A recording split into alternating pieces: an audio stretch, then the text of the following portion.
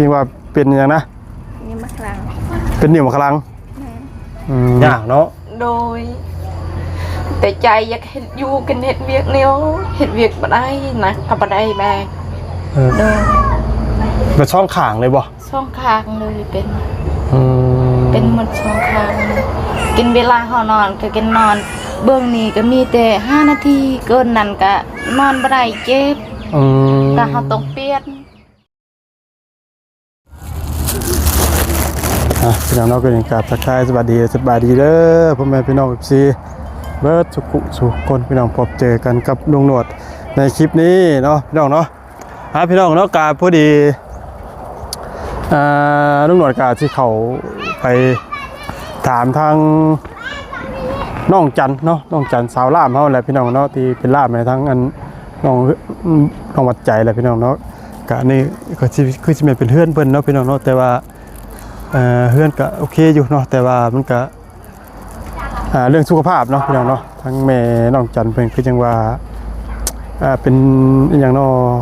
เป็นนิ่วบ่ด้วยเป็นอย่างเนาะลุงน้องก็ลืมเลยพี่น้องเว้ยเป็นนิ่วมะขลังบ่ด้วยเป็นมะขลังอย่างเด้อเนาะนี่ก็ได้ลืมเลยพี่น้องขอโทษขออภัยนำเนาะอาการน้องเพิ่นก็อยู่บ้านนั่นนะพี่น้องบ้านแก่งไข่ใกล้ๆกับบ้านบ่าวบนคงเพิ่นแหละพี่น้องเนาะจากบ้านว่าง่ายกับเพิ่นอยู่บ้านคงนี่อาจจะเป็นบ้านเดียวกันแหละพี่น้องเนาะพอมันห่างกันประมาณบ่ฮอดกิโลซ้ํพี่น้องเนาะ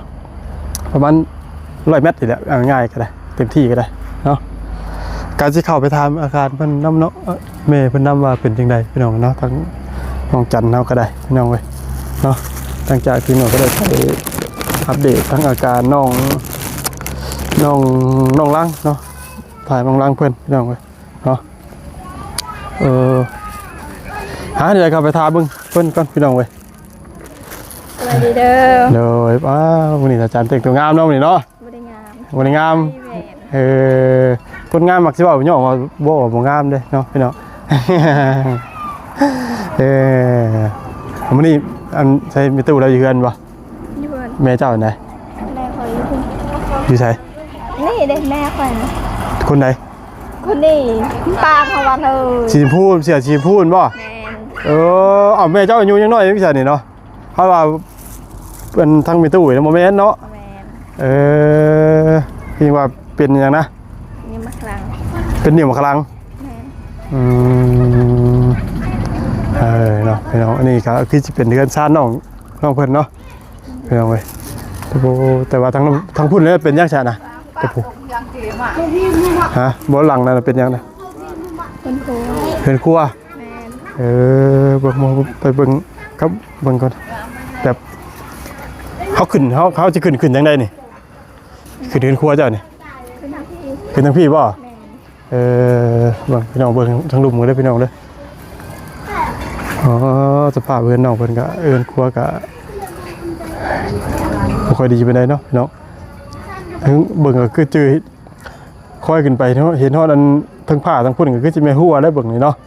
หัวป่ะนะบ่หูติยุ่งชิหัวแท้ๆเนาะไปขึ้นเบิ่งไปพี่น้องเดี๋ยวพาทั้งพี่น้องซีขึ้นไปเบิ่งเฮือนน้องก่อนเนาะมาเยือนเฮือนน้องเพิ่นครั้งแรกพี่น้องเว้ยก็เห็นแต่น้องเพิ่นเป็นล่ามเนาะพี่น้องโอ้อยู่นี่สวัสดีลูกเดี๋ยวมีแต่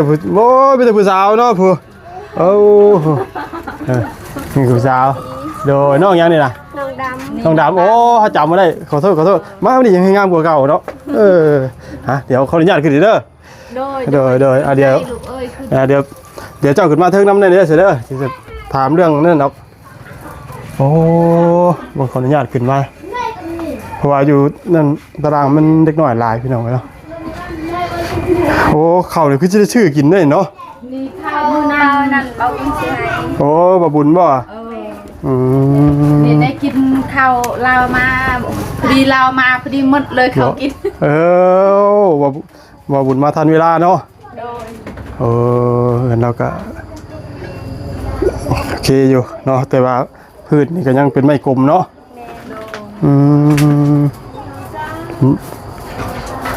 ทางนี้มันคือหมื่นเนาะมาทางพี่ก็ได้นั่งนี่เด้อมองแจ้งรักบานี่ไก่ยำ ลืมขาตั้งกล้องพี่น้องเอ้ยเดี๋ยวเอาขนมไปก่อนเนี่ย ขอบใจลูกเอ้ย โดย ใจหลาย ไม่กี่ข่าวอย่างนะ กินข้าวกับซอนโฮ นึกว่า มื้อนี้มีแม่พาออนจันทร์พัก ฮะ ผัดเสียญาละไปซอนโฮ พักเสียหยาแล้วไปสอนลูกหวก โดย ลูกหวกพี่น้องเลยที่ดูลูกออดเนาะมูได้ว่าลูกออดนี่เป็นแม่ของน้องจัน โดย อายุจะปีแล้ว คอยอยู่31 31 ปีมือลงก่อนก็ได้จ้ะมือลงก่อนก็ได้เยอะบ่เป็นอย่างดอกเนาะยันเมื่อยนะอายุ31 ปีเตี้ยแล้วพ่อเป็นได้จ้ะ พอไปเฮือนเขานั้น พ่อเป็นอายุจะปีโอ้ พ่อก็ประมาณได้32 33 พ่ออายุ เฮาคือเฮาละถึงบ่ได้จดซื้อบ่ฮู้ แม่นบ่คือสิหลายกว่า30อยู่แล้วว่า30ปลายได้30ปลายคอย31ปีนี้31 ปีได้ลูกกี่คนได้ลูก5 คน 5 คนพุ่นน่ะโดยน้องออนจันทร์ผู้หนึ่งมีซ้ำออนจันทร์คือกันบ่แม่น เจ้านี่บ่แม่นลูกกกบ่นี่ ลูกกก ลูกกกหมู่ แม่นมีลูกน้องมัน4 คนน้อง4 คนคนทางนั้นอ๋อมีลูก5 คนพอดีผู้ชายมีคนนึงผู้ชายมีคนนึงผู้หญิง4โดยโอ้13มันก็สิไล่ๆลงไปมีฮอดปี2 ปีก็มีจักอันนี้บ่ได้เอาอีกดิเนโซแล้วลูกโซแล้วโซเป็นนิวมาคลากเป็นนิวมาคลังโดยมันอาการเป็นยังไงกินมือมันเจ็บแล้วมันเจ็บแหงนี่หมด2 เบือกนี่เลยเป็นอะไรไก่เขาคือกระต่อกระแตนี่โอ้ไก่มันเป็นห่วงไข่บ่เนาะโดยอันได้เคยไปหาหมออย่างนี้บ่เคยแต่กินยาสมุนไพรยาสมุนไพรโอ้เขาไปกวดอยู่ห้องหมอสโปนนี่เขาว่านิวมาคลักเป็นนิวมาคลังดิโดยเป็นได้จักปีละโดนแล้วเป็นแต่ลูกยังน้อยโอ้มีเงินปาดปีนี้เขาว่าจะปาดเด้อนิวมาคลังเจ้าใหญ่แล้วได้จะกินยาแล้วบ่ได้เศร้าต้องถ้าว่าปาดนี่ใส่งบเท่าไหร่นี่ใส่เงินประมาณจักล้านบ่คอยก็บ่ฮู้คอยว่าบ่มีเงินเขาก็บ่ว่าหยังเขาบอกได้ว่าใหญ่มาคลังเจ้าตอนนี้นี่มาคลังใหญ่แล้วที่เป็นตั้งแต่น้องจันยังน้อยโดยจันได้ซ้ำนี่บ่จนจันจน13บ่14เนาะคันเบิดปีที่ก็15โอ้เบิดเดือนนี่15เบิดปีนี้บ่เดือนนี้แม่นี้ปีนี้แม่เกิดเดือนเนี่ยเดือนนี้เดือน8เดือนนี้เป็น8แล้วเกิดเดือนยังจ้ะวันจันทร์นี่บ่วันจันทร์เกิดจักเดือนแรกเดี๋ยวนี้ก็ลืมแหละลูกอ่อนจันทร์บ่ชื่อน่ะโดยอ่อนจันทร์พี่น้องชื่อชื่องามเนาะงามชื่อเป็นอ่อนจันทร์เป็นแนวมาคลากนี่แหละลูกกินมือเจ็บเฮาก็ให้บ่มันเจ็บแห้งกินมือเจ็บกินเบาเรื่องเจ็บคลักคอยก็น้ำตาสิออกลูกเนาะทรมานเนาะเฮ็ดเวียกกันหยังก็บ่ได้เนาะมีแต่เฮ็ดเวียกลูกก็ซอยลูกก็บ่ได้อยู่ลูกก็โดนแม่นี่แหละแม่เจ็บตลอดเฮ็ดถึงชาติเลยพี่น้องเอ้ยเนาะเพราะว่าเราก็อายุยังน้อยอยู่พี่น้องเนาะอายุยังน้อยที่เป็นโชคเจ็บนี่ลูกเอ้ยไปเฮ็ดเวียกงานก็ยากเนาะโดยแต่ใจอยากเฮ็ดอยู่กันเฮ็ดเวียกเนี่ยเฮ็ดเวียกบ่ได้นะก็บ่ได้แม่กินคือบ่เข้ากินได้ยามเฮ็ดเฮ็ดไหนก็แคมพูกินได้เข้าอีก ก็อย่างหนึงสองก็อย่าง ก็มีแต่พอนั่นแหละออนไลน์เป็นเป่า เนาะแต่ว่ายังโชคดีที่ว่าน้องอ่อนจันนี่ก็ถือว่าขยันเนาะโดยเพิ่นก็บ่ได้อยู่ชอยแม่กินอยู่แล้วบ่กินบ่กุมกินลูกเอ้ยก็เฮาสิขออนุญาตว่าบ่ให้เอิ้นเฮาว่าลูกก็ได้เพราะว่าเฮาอายุหลายกว่าเจ้าโดยเฮาเพราะว่าเจ้าเนี่ย31ปีเต็มที่เจ้านี่บ่เกิน35แล้วอายุประมาณนี้พี่น้องอายุแล้วแต่ว่าอายุเฮาเนี่ยเฮา41ปีแล้วโดยเอาอายุ41ได้เฮาเฮ็ดเวียกหนักคือว่าเท่าก่อนนะครับดีครับคือว่าง่ายเพิ่นกะสิบ่ฮู้เนาะว่าเฮาอายุเท่าใดเพิ่นกะเว้าไปตามที่เป็นกลางไว้ก่อนเนาะพี่น้องก็ถือได้แหละเนาะบ่เป็นหยังเนาะแต่ก็ถือว่าครอบครัวเพิ่นก็ส่วนมองพักมองเศร้านี่ก็โอเคอยู่เนาะพี่น้องเนาะแต่ก็มันเรื่องของสุขภาพเนาะทางกายเนี่ยก็บ่แข็งแรงเนาะโดยก็บ่พื้นไปหาหมอนี่ก็บ่พื้นพามานิ่วขลังนี่ก็ถ้าว่าตำรวจก็บ่ฮู้ว่าสิใช้งบเท่าใดพี่น้องเนาะมันต้องศึกษาเบิ่งอีกทีนึงเนาะพี่น้องถ้าเฮากินยาบ่ออกติบ่มันออกแต่เก่ามันออกอยู่แต่ออกน้อยๆแต่ออก2หน่วยแล้วแต่ออกน้อยๆแต่มันบ่ได้เศร้าออกก็ยังเจ็บออกก็ยังเจ็บอยู่แต่ว่ามันเป็นลายเนาะมันใหญ่เนาะมันช่องข้างเลยบ่ช่องข้างเลยเป็นหมดช่องข้างกินเวลาเฮานอนก็กินนอนเบื้องนี้ก็มีแต่5นาทีเกินนั้นก็นอนบ่ได้เจ็บก็เฮาต้องเปลี่ยนนี่แอวนี่เลยอยากขาดกินเฮาเฮ็ดเวียกนะ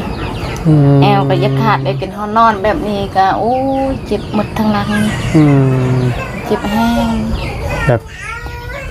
ทรมานเนาะง่ายๆเนาะโดยสิลุกสินั่งสินอนก็ลำบากโดยเฮ็ดก็เฮ็ดเวียกก็เฮ็ดลำบากเฮ็ดตามขมังนั่นแหละขนาดว่าตัวเองก็ป่วยอยู่ก็ยังบืนไปเฮ็ดเวียกเฮ็ดงานเนาะโดยเพื่อว่าก็บ่ได้กินนี่ก็เฮ็ดพร้อมเฮ็ดพาลูกเฮ็ดผัวเฮ็ดก็ยังบ่คุ้มลูกเอ้ยให้ปีนี้ก็แคมพูตลอดแต่ละปีเลยเฮ็ดแคมพูเฮ็ดให้ปีก็ได้ปีกายนี่ก็ได้10ชอบเข้านะโดย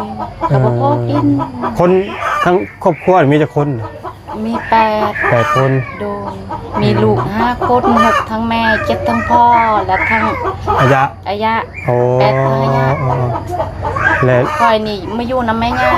นี่เฮือนเจ้านี่คนอันนี้เฮือนแม่ย่าเป็นแม่ย่าโดยค่อยกับผัวสร้างกับผัวใหม่บ่มีเฮือนเลยเฮามีแต่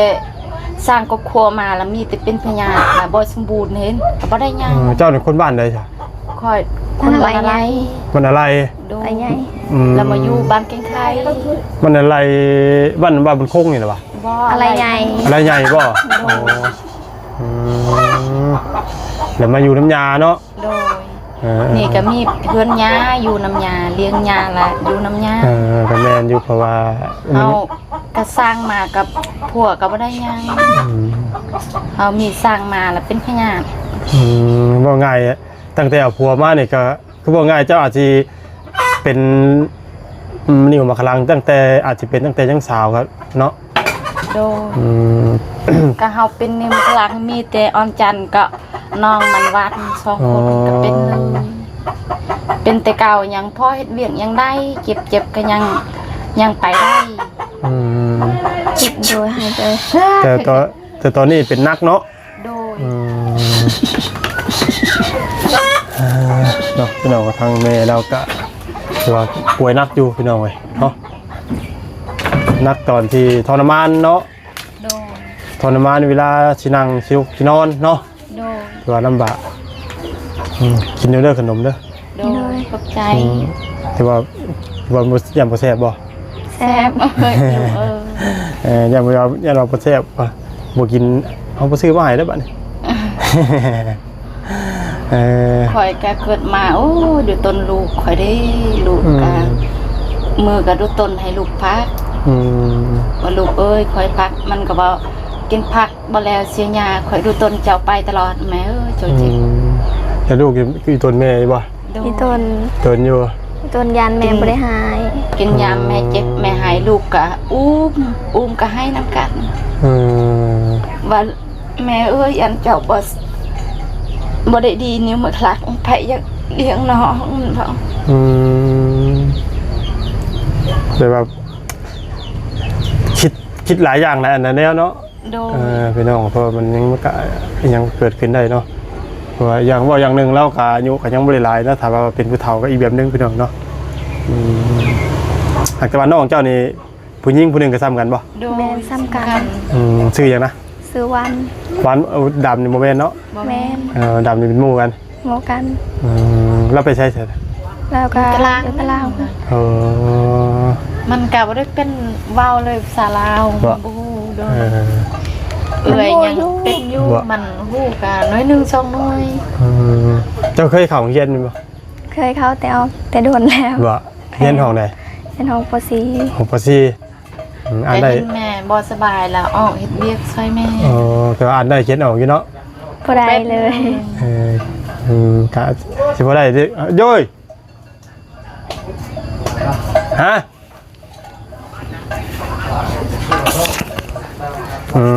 กะสิพอได้เด็กหน่อยเนาะทำได้เนาะโดยโอ้น้องดำโดยกูแน่ล่ะโดยสบายดีเด้อทั้งว่าเพิ่นโดยสบายดีเด้อโดยดีสัมภาษณ์ทั้งแม่น้องจันน้องจันพี่น้องอ่อนจันเชื่อนะอ่อนจันอ่อนจันเป็นเมย์เนาะโดยโอ้เรางามคือเมย์ตัวเนาะงามแบบแม่กระเทาเลยตักพี่เลยอันเนี้ยอายุค่อยโดยได้ประมาณ31แต่ค่อยบ่ได้จื้อแต่ว่าเราสิประมาณ35ได้อยู่จักได้เนาะคนทางนี้เพิ่นบ่ได้ค่อยดูแลรักษาเจ้าของนี่น่าสิซับ29 30ก็ได้เนาะอันนี้เป็นน้องจันอายุจักปีแล้วล่ะ14คันหมดปีนี้ก็15เนาะไอ้มีชื่อว่าเบาเพิ่งเด้อโดยลูกบ่งามน้ำบ่คลองแก้วกระวองนำแน่บ่โลกเป็นหัวพี่หน่อยเนาะเพราะว่าเฮาเที่ยวอยู่ซั่นซะเฮาก็คือนั่งนำได้ลุงหนวดเด้อโดยเฮากับเพิ่นสิฮู้ได้แหละเนาะเฮาก็แนะนำไปรอบนึงไงเนาะจริงเขาได้บ่สิได้บ่บ่ได้จริงบ่ได้อีกโอ้ยน้อยใจเด้น้อยใจเด้จื้อได้แต่นำถ้าเบาบุญกับเบาจันเฮาฮู้แต่2คนนั้นเฮาบ่เป็นคนดังไฟเพิ่นบ่ฮู้ได้บ่แม่นเฮาเหมือนคนดังแม่นดังไฟเนาะเฮาเป็นคนดังไฟซื่อบ่เป็นหยังหรอกเนาะพี่น้องเพราะว่าเจ้าเคยไปแบบนี้ก็จื้อลูก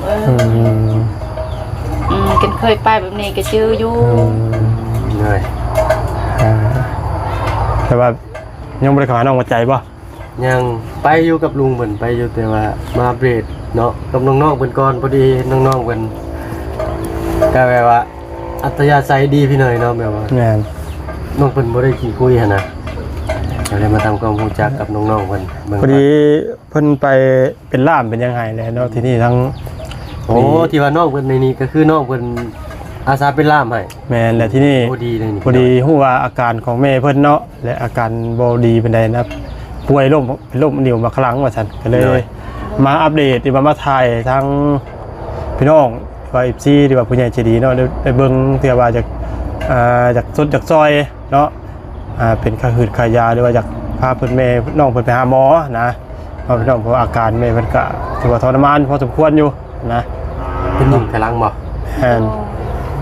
แบบนั่งก็โอ้ยดูก็โอยนะพี่น้องถือว่าสมควรอยู่เด้นั่งกินนั่งอย่างนอนยากลำบากพี่น้องคือกันที่เสียกับน้องดำนี่จ้ะทั้งพ่อน้องดำเป็นยังก็ล่ะเป็นนิ้วพอมันก็เป็นนิ้วมากๆคือกันนิ้วกำลังคือกันเห็นพ่อเจ็บในต้นเห็นพ่อเจ็บในต้นนะเนาะอ๋อนี่คือเป็นนิ้วคือกันเอาสาเหตุที่ว่าเป็นนิ้วนี่ก็คือน้ำได้เป็นจากลักเลยน้ำบาดาลนี่ก็นักเลยเพราะมันเป็นตะกอนเป็นคราบหินปูนเป็นนิ้วการกินน้ำนี่แหละมันบ่สะอาดสุดได้เป็นอย่างเพราะว่าบางเทื่อน้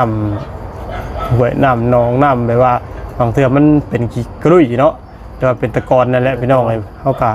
น้ำบริตองบริโนอนเลยกินโลดแต่นะ ไปจับโตกันอยู่ในเนาะแล้วเขาก็บ่เป็นเพศหมอแต่ก็สันนิษฐานประมาณนั้นพี่น้อยเนาะ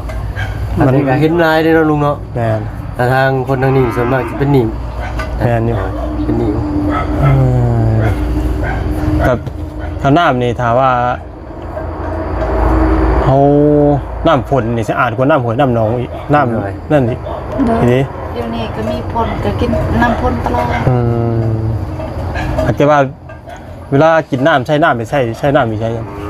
นี่เป็นกระตุกแบบนี้ บนน้ำใช่ได้จ้ะน้ำ น้ำนึ่งข้าวนึ่งน้ำใช่ไหมอ่างบวงใช่ไหมเอาน้ำใส่ ใช่เป็นกระติกใหญ่ บนได้ไปตักอยู่ใช่ กินยำ ไปตัก บ่ได้ ตักอยู่ห้วยบ่ ธรรมดาน น้ำบาดาล เป็นธรรมดา ของเจ้าเองบ่ ธรรมดานี่ก็ อ๋อน้ำมาดาน เขาเฮ็ดช่วยเหลือ โอ้แบบของร่วม โดย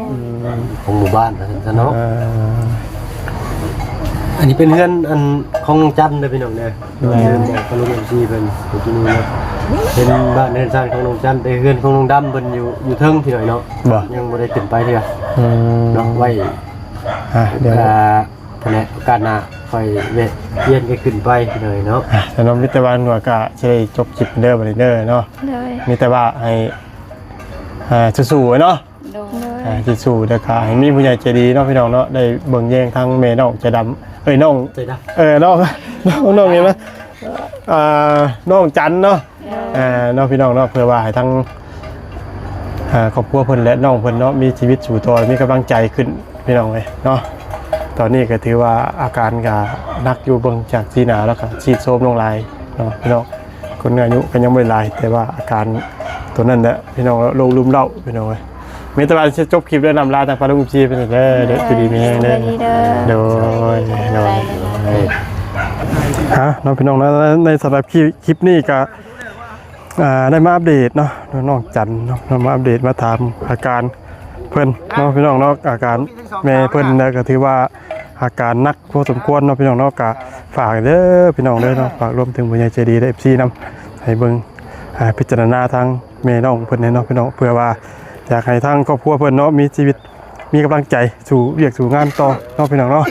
อันอยู่ดีแม่งว่าจะคุยคนเด้อพี่น้องเด้อตอนคลิปนี้ดำลาแล้วสบายดี